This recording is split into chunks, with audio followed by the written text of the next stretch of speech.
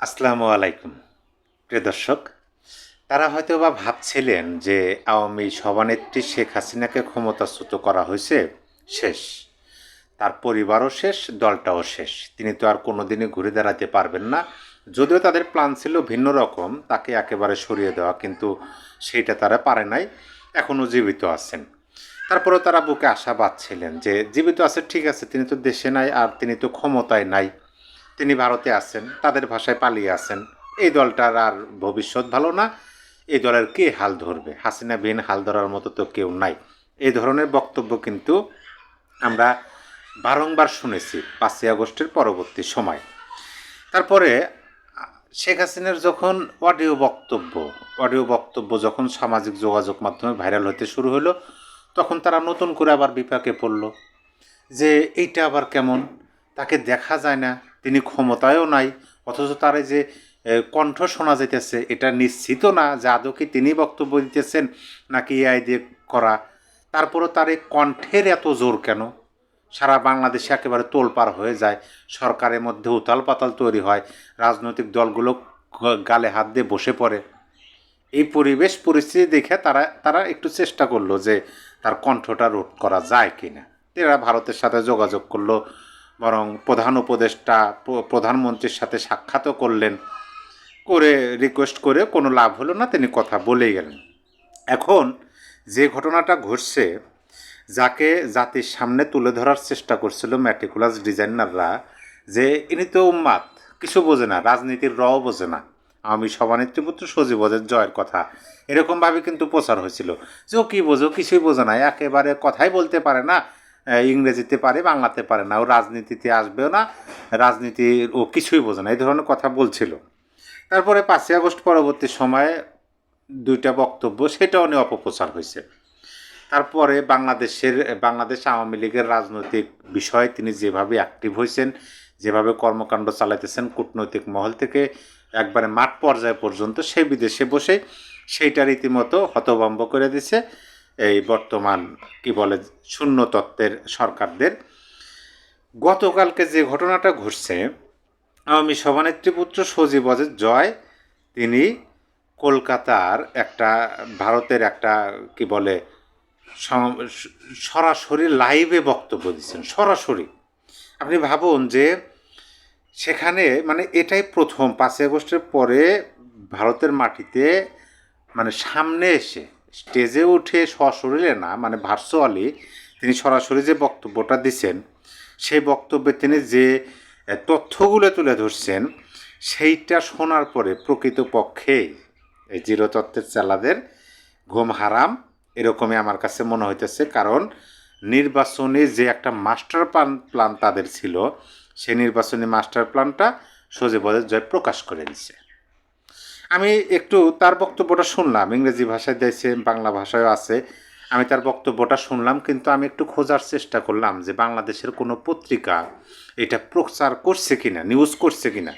কিন্তু দেখেন, দুঃখজনক হলেও সত্য, আমি সেরকম পেলাম না। খুঁজতে একটা নিউজ পত্রিকা আমার চোখের সামনে আসলো, সেটা হলো দৈনিক মানবজমিন। তারা নিউজটা করছে, সেজন্য মানবজমিনকে আমি ধন্যবাদ জানাই। তবে এখানে শুধু নির্বাচন নিয়ে মানে শিরোনামটা দেখেন, বাংলাদেশের নির্বাচন নিয়ে যা বললেন হাসিনা পুত্র জয়, এটা হচ্ছে তাদের শিরোনাম। অর্থাৎ সজীবদের জয় নির্বাচন নিয়ে যে তথ্যটা প্রকাশ করছেন, অর্থাৎ এই জিরো তত্ত্বের কি বলে সিন্দাবাদের দৈত্যের যে মাস্টার প্ল্যান, সেই মাস্টার প্ল্যানটা নির্বাচন বিষয়ে যেটা সেটা প্রকাশ করছেন, সেটাই শুধু মানবজমিন তুলে ধরছে। আরও অনেকগুলো বিষয় কিন্তু আছে, আমি সেই বিষয়গুলো ক্রমান্বয়ে আপনাদের সামনে উপস্থাপন করব। এই ভিডিওতে আপনাদের সামনে আমি এই সজীবদের জয় নির্বাচন নিয়ে ডক্টর ইউনূসের যে মাস্টার প্ল্যান প্রকাশ করছে সেটা আপনাদেরকে জানাই, আপনারা একটু ধৈর্য সহকারে জানার চেষ্টা করুন। দেখেন, তার আগে আপনাদেরকে বলি যে সজীবদের জয় তিনি কোথায় বক্তব্য দিচ্ছেন, একটু পরিচয় তো দিতেই হবে। সেই যে সভা বলেন বা আলোচনা সভা যাই বলেন না কেন, সেটার গুরুত্ব কতটুকু, সেখানে কারা উপস্থিত ছিলেন, গুরুত্বপূর্ণ ব্যক্তি উপস্থিত ছিলেন না গুরুত্বহীন ব্যক্তি উপস্থিত ছিলেন, এই বিষয়গুলো আমাদের জানতে হবে। সম্প্রতি বাংলাদেশ নিয়ে লেখা ইনশাল্লাহ বাংলাদেশ নামে প্রকাশিত বই নিয়ে এই আলোচনা সভার আয়োজন করেছিলেন খোলা হাওয়া নামে একটি সংস্থা। সবার মুখ্য আকর্ষণ ছিল হাসিনা পুত্রের ভাষণ। আইসিসিআরের সত্যজিৎ রায় মিলনায়তনে আয়োজিত এই সভায় খেয়াল করেন বুদ্ধিজীবী, সাংবাদিক ও বিশিষ্টজন উপস্থিত ছিলেন। কোন সভা? যে সভায় বুদ্ধিজীবীরা উপস্থিত ছিলেন, ভারত উপমহাদেশের বুদ্ধিজীবীরা, সাংবাদিকরা এবং বিশিষ্ট ব্যক্তিবর্গ ছিলেন। কলকাতায় থাকা আওয়ামী লীগের সাবেক মন্ত্রী, সাংসদসহ অঙ্গ সংগঠনের বহু নেতা ও কর্মীর উপস্থিতি ছিল বিশেষ লক্ষণীয়। জয়ের ভাষণের সময় তাদের মধ্যে উৎসাহ দেখা দিয়েছে। এর আগে গত সপ্তাহে সাবেক প্রধানমন্ত্রী শেখ হাসিনা দিল্লিতে প্রথম প্রকাশ্যে রেকর্ড করা অডিও ভাষণ দিয়েছেন। এছাড়া ভারতে আশ্রয় নেবার পর থেকে হাসিনা নিয়মিত তার কর্মী সমর্থকদের উদ্দেশ্যে অডিও ভাষণ দিচ্ছেন। ভারতীয় আন্তর্জাতিক সংবাদ মাধ্যমের সঙ্গে নিয়মিত ইমেইলে সাক্ষাৎকার দিচ্ছেন, তবে তিনি কখনো প্রকাশ্যে আসেননি। আমি সভানেত্রী যে এখনও প্রকাশ্যে আসে না, এর জন্য তো আমি খুশি। তিনি প্রকাশ্যে আসা লাগবে না, তারা কণ্ঠই আনাপ।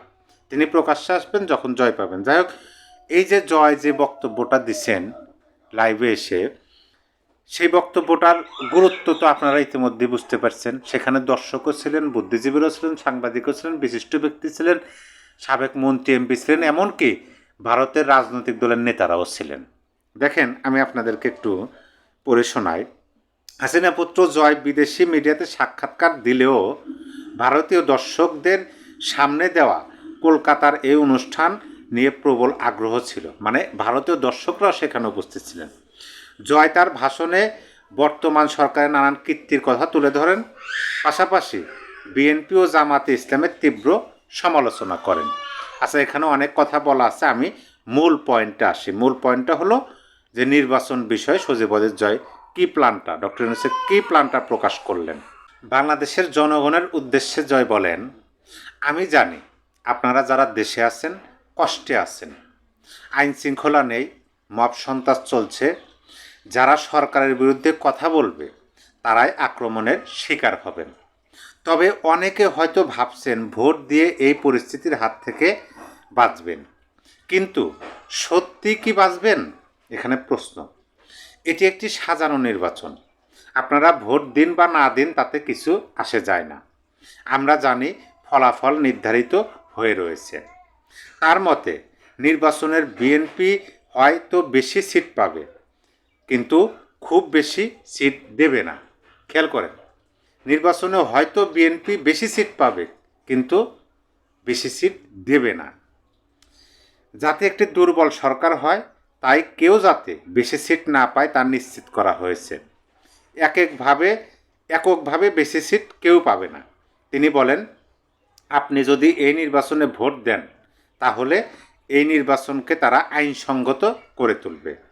তাই বাংলাদেশকে যদি রক্ষা করতে চান তাহলে ভোট দিতে যাবেন না। যারা দেশের ভবিষ্যৎ নিয়ে চিন্তা করেন তারা যদি দেশকে রক্ষা করতে চান, সংবিধানকে রক্ষা করতে চান, তাহলে ভোট দিতে যাবেন না। এই যে তিনি এখানে স্পষ্ট ভাষায় কিন্তু যে কথাগুলো বললেন, এই কথাগুলো দ্বারা কিন্তু মানে কি বোঝা গেল দেখেন, যে আপনি ভোট দিতে যাবেন কি না যাবেন সেটা বড় কথা না। তারা নির্বাচনের একটা কি বলে প্ল্যান আগে থেকে করে রেখেছে। বিএনপি হয়তো নির্বাচনে আসন সিট বেশি পাবে, কিন্তু বিএনপিকে বেশি সিট দেবে না। মানে কোনো রাজনৈতিক দলকেই বেশি সিট দেবে না।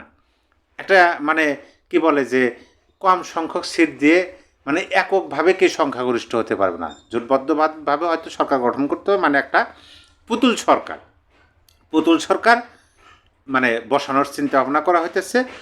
আর শেষে তিনি যে কথাটা বললেন, যারা দেশের ভবিষ্যৎ নিয়ে চিন্তা করেন তারা যদি দেশকে রক্ষা করতে চান, সংবিধানকে রক্ষা করতে চান, তাহলে ভোট দিতে যাবেন না।